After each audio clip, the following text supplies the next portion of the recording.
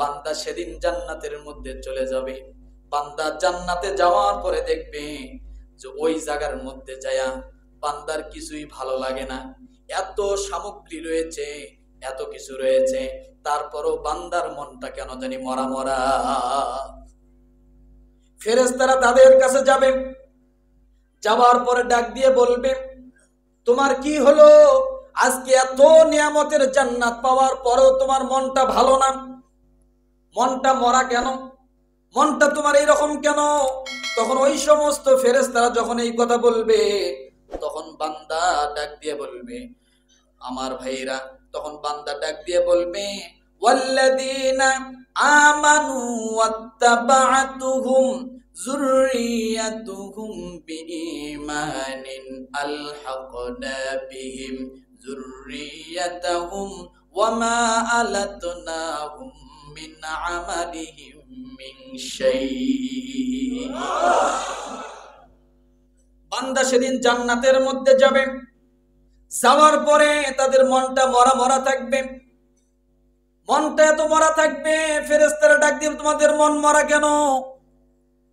সেদিন ফেরেশতারা আল্লাহর কাছে সুপারিশ করবে, রব্বানা ওয়া আদখিলহুম জান্নাতি আদনিল্লাতি ওয়া'আদতাহুম ওয়া মান সালাহা মিন আবাইহিম ওয়া আজওয়াজিহিম ওয়া যুররিয়াতিহিম ইন্নাকা আনতাল আজিজুল হাকীম। বান্দার মনটা যখন মরা দেখবে, জিজ্ঞাসা করো, তোমাদের মন মরা কেন জান্নাতে আসার পরেও?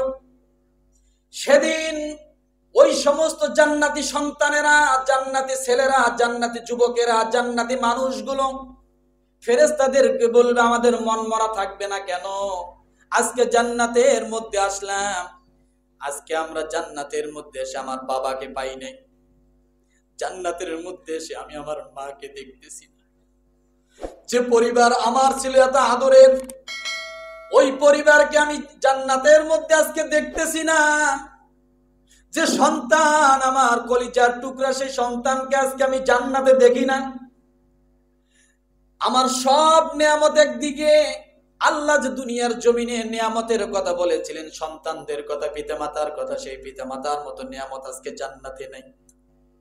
আমি এই জান্নাত দিয়ে কি করব? আমার এই জান্নাতের দরকার নেই। তখন বান্দা জান্নাত থেকে বাহির হইতে চাইবে। সুবহানাল্লাহ। বান্দা তখন জান্নাত থেকে বাহির হইতে যাবে।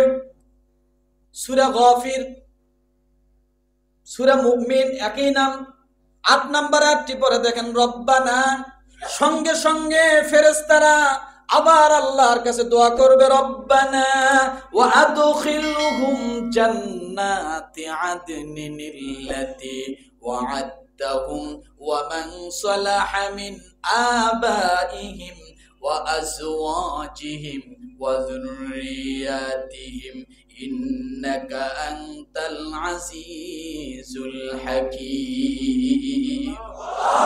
বান্দা যখন জান্নাত থেকে বাইর হতে যাবে, জান্নাতের দরকার নাই আমার।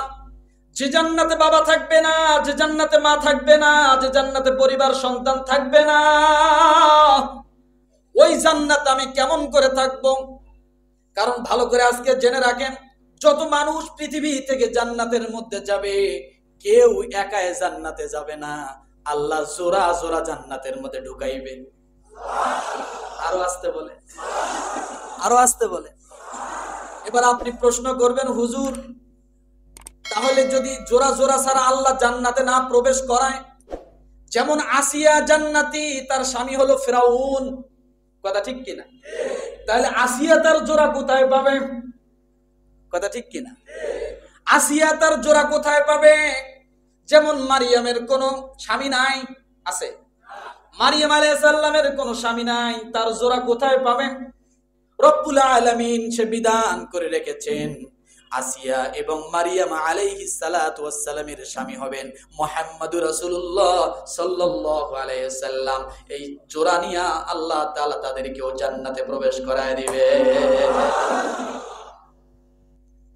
স্বামী যদি কাফের হয়, স্ত্রী যদি জান্নাতি হয়, সেদিন স্ত্রীকে আল্লাহ সেই অধিকার দিবেন, তুমি আজকে তোমার স্বামীর জন্য সুপারিশ করো যদি চোরা চাও।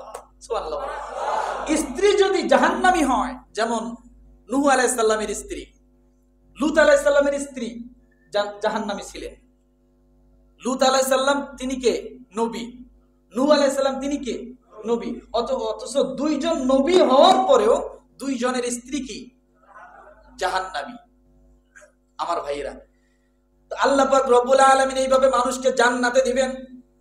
কিন্তু যখন মানুষগুলো বেজোরা হয়ে জান্নাতে যাবে, আপনি আমি যারা জান্নাতের মধ্যে যদি আল্লাহ দেয়, আপনার আমার মতো সন্তানেরা সেদিন জান্নাতে যাওয়ার পরে মনটা খারাপ থাকবে। যেই জান্নাতে বাবা নাই, মা নাই, স্ত্রী নাই, সন্তান নাই, কি করে আমি এই নিয়ামত নিব? এই জান্নাতের দরকার আমার কি? তখন ওই সমস্ত ফেরেশতারা সঙ্গে সঙ্গে আল্লাহর কাছে সুপারিশ করবে, রব্বানা ওয়া আদখিলহুম জান্নাতি আদনিনিল্লাতি ওয়া'আদতাহুম ওয়া মান সালাহা মিন আবাইহিম ওয়া আজওয়াজিহিম ওয়া যুররিয়াতিহিম ইন্নাকা আনতাল আজিজুল হাকীম। ফেরেশতারা বলবে, হে আমাদের রব, আপনি তাদেরকে স্থায়ী জান্নাতে প্রবেশ করান, যাতে আর বাইর হইতে, এই যে বারবার বাইর হইতে চায়, যে কাজ করলে এ আর বাইর হইতে চাবে না, আপনি সেই পথ অবলম্বন করেন। আরো আসতে বলে, আরো আসতে বলে। কে বলছে কথা? ফেরেশতারা বলতেছে, এরে তো ধরে রাখতে পারতেছি না, তো বারবার বাইর হইতে চায়। আপনি এমন পথ অবলম্বন করেন যাতে আর কি বাইর হইতে না পারে। সুবহানাল্লাহ, সুবহানাল্লাহ, সুবহানাল্লাহ। যার ওয়াদা আপনি তাদেরকে দিয়েছেন, কি ওয়াদা দিয়েছে আল্লাহ? যে যারা জান্নাতে প্রবেশ করবে তারা আর কোনোদিন বাইর হবে না। তা আপনি তো এই ওয়াদা দিয়েছেন বাইর হবে না, তা আপনি এমন কাজ করছেন তারা তো বাইর হইতেই চায়। তা আপনি এবার বাইর হওয়াটা বন্ধ করেন, স্থায়ী জান্নাতের ব্যবস্থা করেন। কথাটা বোঝেন নাই?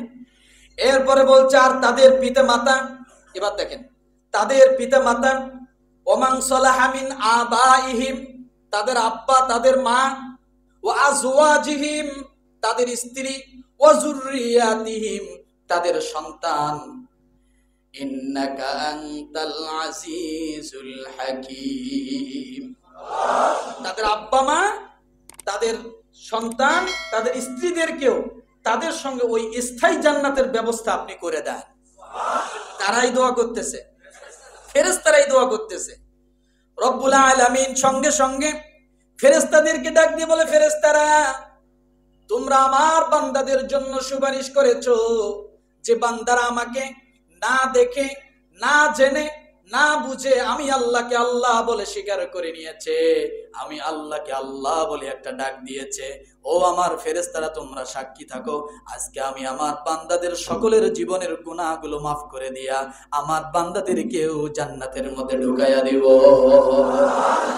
ওয়াল্লাযীনা আমানু ওয়াত্তাবা'তুহুম যুররিয়াতুহুম বিঈমানিন আলহাকনা বিহিম যুররিয়াতাহুম ওয়া মা আলাতনাহুম মিন আমালিহিম মিন শাইই। সূরা তুর আয়াত নাম্বার 21। কত? কোন সূরা? 27 নম্বর পারায়। দেখেন ফেরেশতাদের দোয়ার পরে আল্লাহ কি বলে, ওয়াল্লাযীনা আমানু ওয়াত্তাবা'তুহুম যুররিয়াতাহুম বিঈমানিন আলহাকনা বিহিম যুররিয়াতাহুম, যারা ঈমান এনেছে এবং তাদের সন্তানরাও তাদের ঈমানের অনুসরণ করেছে, আমি তাদের সন্তানদেরকেও তাদের সাথে মিলিত করব এবং তাদের আমলের কিছুই কম বেশি করব না। আরো আসতে বলেন। অর্থাৎ একটা জিনিস এখান থেকে ভালো করে জেনে যায়, একজন মানুষ নামাজ পড়ে, তাকে আপনি ভালোবাসেন, এই ভালোবাসাটা আপনার নাজাতের ওসিলা হবে, জানেন? এই ভালোবাসাটা কি হবে? একটা মানুষ একটা ভালো কাজ করে, তার এই ভালো কাজটা দেখে আপনার মনের ভিতরে ভালো লেগেছে, তার প্রতি আপনি একটু দয়া করেছেন, মায়া করেছেন, মহাব্বত এনেছেন। আপনার এই দয়া, মায়া, মহাব্বতটা কিয়ামতের ময়দানে আপনার নাজাতের ওসিলা হয়ে যাবে। কিসের ওসিলা হবে? নাজাতের ওসিলা হবে। কিভাবে নাজাতের ওসিলা হয় দেখেন, এবার মূল আলোচনায় যাই। আমার বাইরে রব্বুল আলামিন ইউসুফ আলাইহিস সালামকে এই কথা বলেন। হযরত ইউসুফ আলাইহিস সালাতু ওয়াস সালাম মিশরের মধ্যে ঢুকেছেন দাসত্বর জীবন নিয়ে, বাহির হয়েছেন বাদশাহীর জীবন নিয়ে, কথা ঠিক কিনা?